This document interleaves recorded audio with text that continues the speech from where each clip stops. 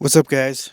So today I want to show you a couple of my favorite go-to custom kits that I've created in the Roland TD-11 that I use for band rehearsal. That could also double as being used for live. There's some tips and just kind of like guidelines that you want to just follow when you're making a custom kit that you want to use for a practice or a live situation. Also, I have another kit that I like to use for recording, and I'll also go over after I show you them everything that I've used, and also some of the tips that I recommend when you are trying to make your own. So the first one is just a go-to regular practice kit for rehearsal or live.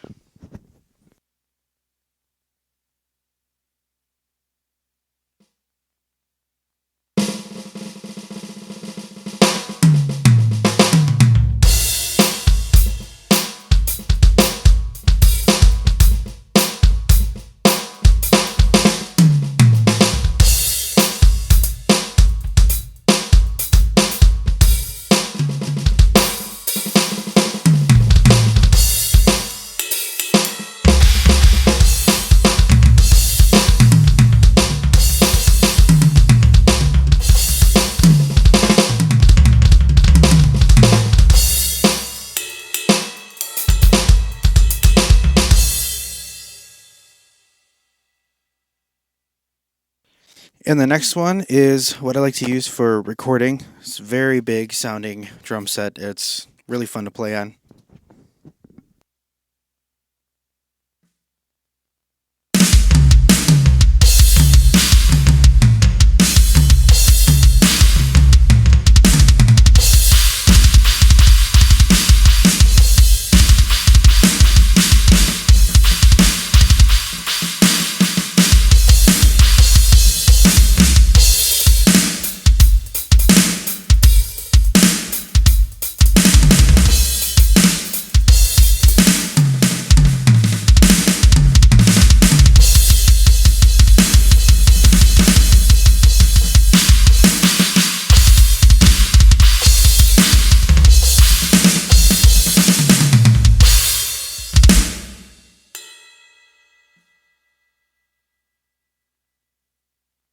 All right, yeah. So that kit is really fun to play.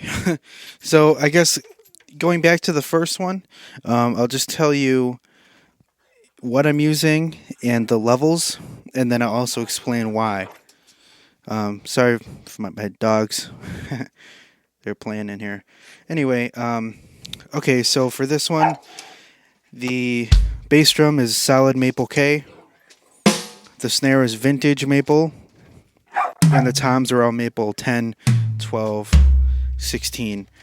The crashes are the fast crashes, 16 on the left, 18 on the right. The ride is the bright ride. And I also put the power crash, 18-inch power crash edge on the edge of the ride. That way you can kind of get a nice wash on it if you want to dig into it and really, I forget what is it called.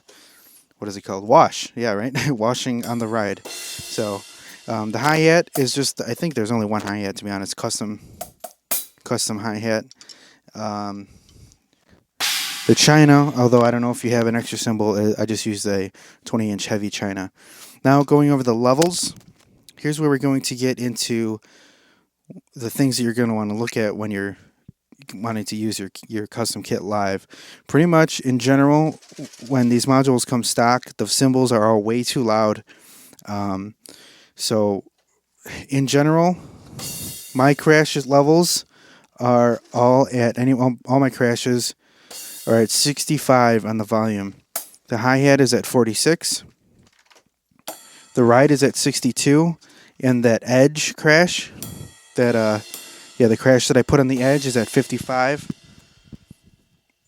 The China is at 60, and you just want to match it up so, China's going to be slightly louder and cutting than a crash cymbal, so pretty much lines up perfectly. And all the drums are at 94, and the kick is at 92. One other trick that I use for this kit, pretty much any snare besides the one that I have on the recording one. I don't really like the rim sound, and I'll actually demo that for you, how it sounds with the rim engaged. Here's how it sounds with the rim on. I don't know. I mean, it sounds good, but for me, it doesn't sound as natural. So what I do is I unlink it on the module, and I make the rim the same as the head sound. That way, it sounds like this. To me, that sounds more natural. You might not like it, but for me, that's a kind of a trick that I use to get it to sound better to me. Going over the I already went over the levels. So that was the other trick. Just to go over the other instruments that I use on my recording drum set. This kit is made up of Blast K for the kick drum. The snare is Heavy SR, and it's a really low tuned snare, but I tune it at plus 25, and you can go up to plus 30 if you want. I really like the snare, and I do use it as stock form with the rim shot and everything. I think it sounds really fat.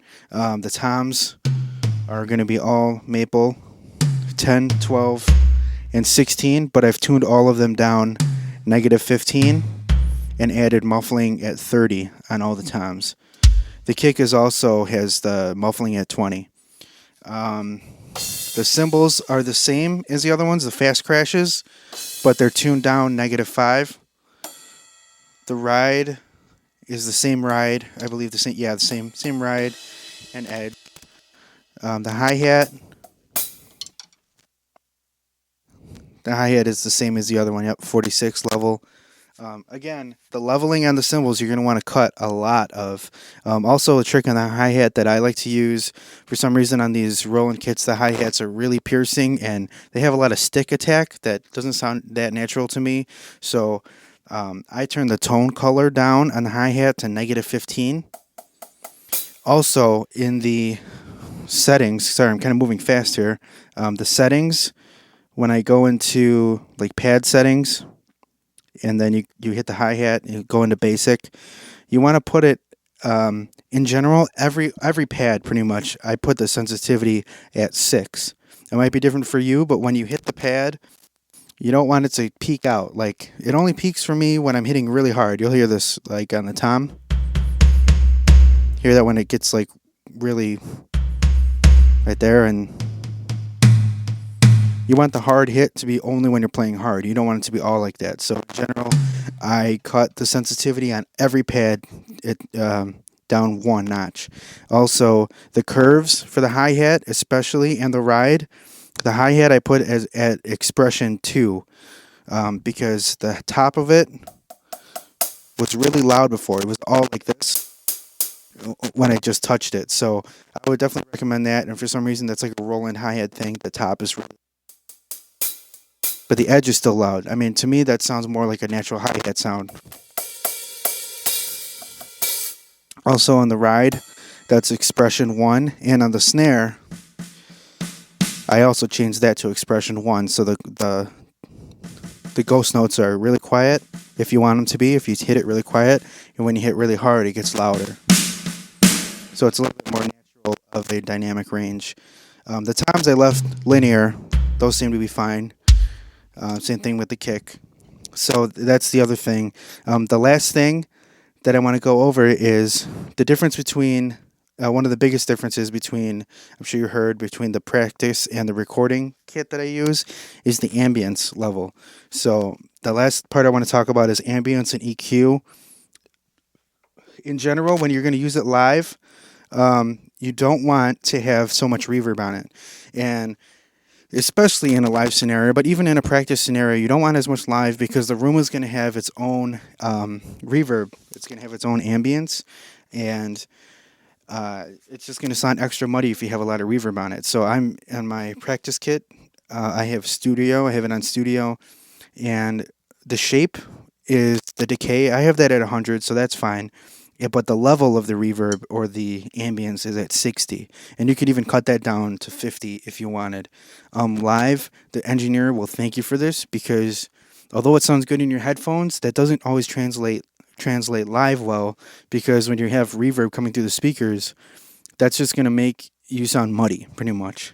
So you want to keep that really in check. So I think on this module anyway, the studio, basement, something that doesn't sound overbearing, just a nice smoothing out, and keep the level at 60. Yeah. When you go to the EQ section, don't whatever you do, don't boost the low end, because something with the Roland kits, again, they have a lot of really strong sub bass in them, and when you're running through some different PAs, it might not like that. It might be a lot of low end for the PAs. So I definitely keep the low gain at 0. I do boost the high at 4 dB. I think stock this was at like +2, but I would go to +4. But I would say +2 to +4 is pretty natural. Also, some of the stock kits have the mid cut out, like -1 or something. I would go through the mid 1 and mid 2 and make sure the gain is at 0. That's going to help you cut through the mix, live especially. Moving over to the recording setup, that's a little bit different. So when you record, you can add reverb because for whatever reason, when in a recording scenario, you can add the reverb in there because it responds better. You don't have the natural room reverb like when you're actually in like a venue on top of what's coming out of the speakers. So recorded, you can add the regular reverb that you like. For my big sounding recording setup, drum set, I use Expo Hall, and the shape is at 80, and the level is at 55. So although it's a really big sounding reverb, it's still dialed back, so the drums will cut through the mix, but they just have a really big ambient sound. Um, Also, the EQ is, yep, the mids are at 0, and the same thing, the high frequency is at +4, and the low is at 0. On both of the kits, the high frequency is 4 hertz, 4,000. So, yeah, that's pretty much all the tips. The main thing was keeping the cymbals at a lower volume. Um, Kind of a trick on the hi-hat is to get that expression 2 or expression 1 to help it sound a little bit more natural. And then if you want to wash on the ride, to add just put a crash sound on the edge of the ride, and then just kind of match the tone of the crash to the ping of the ride, so it blends really nicely. And then you can wash on it and it sounds more natural. I didn't like the stock sound of the edge of the ride. I thought it sounded really plasticky, to be honest, but that helped a lot. So yeah, I mean, take these tips, and I think you should have some pretty good results if you plan on using this at practice through your PA or playing live, and especially recording. The last thing was, sorry, one last thing. When you go to record, um, drop the cymbals at least about 2 or 3 more levels down. Um, that's all I would say. Live, it's different because you naturally hear a lot more cymbals, and that goes with the energy. But recording, where the hi-hat was at 46, I would just keep that at 44 or 43. The crashes that were at 65, I would put them at 63 or 62. And, everything, just drop it 2 or 3 levels. Not the drums, though. Keep the drums. And so, yeah, I hope that helps. And good luck with recording and playing out live with your e-kits. I'm upgrading to a Roland TD-25 module. Should be coming in the mail tomorrow. So I'll be going through and making my own custom kits and talking about how reviewing that module, which I think it's going to be great. But I'll just, I'll give my opinions on it and show you exactly how I made my custom kits on that one as well. So thanks.